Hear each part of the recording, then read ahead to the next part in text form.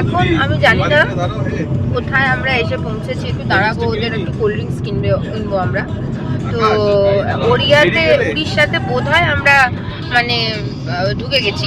কি করে বুঝলাম? অন্ধকারে আমি কোনো বর্ডারের বোর্ড দেখতে পাইনি। আমি অ্যাকচুয়ালি দেখছি যে অনেক কিছু উড়িয়াতে লেখা আছে। তো আমরা দাঁড়িয়েছি একটা জায়গাতে, একটু কোল্ড ড্রিঙ্কস কিনবো।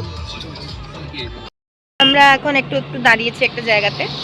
তো মানে দাঁড়িয়েছি বলতে জাস্ট একটু কোল্ড ড্রিঙ্কস, জলের বোতল এগুলো নেওয়া হলো এই জন্যই, কারণ হোটেলে তো অনেক লেটে পৌঁছাবো, ওদের কিচেন অলরেডি বন্ধ হয়ে যাবে।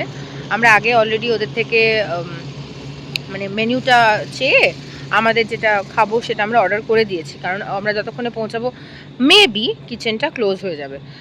তো সেই জন্য যদি কোল্ড ড্রিঙ্কস না পাই, তো একটু কোল্ড ড্রিঙ্কস নেওয়ার জন্য একটা ছোট্ট দোকানে দাঁড়িয়েছে।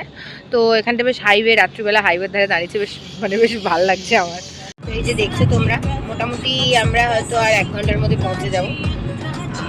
আর এই যে খুব বেশি এখন আর ট্রাফিক নেই, ফাঁকাই হয়ে গেছে রাস্তা, ভালো লাগছে জার্নিটা।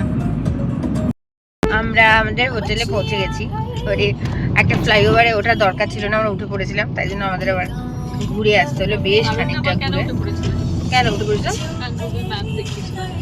হ্যাঁ, যাই হোক, তো গুগল ম্যাপ মাঝে মাঝে উল্টোপাল্টা মানে না, ম্যাপ অত ঠিকই দেখেছিল, আমরা দেখিনি দাদা, না আমরা দেখিনি। তো এখন আমরা হোটেলে ঢুকছি। আমাদের হোটেলটা হচ্ছে এই হাইওয়ের ওপরে, আই থিঙ্ক এটা NH16 if I am not wrong.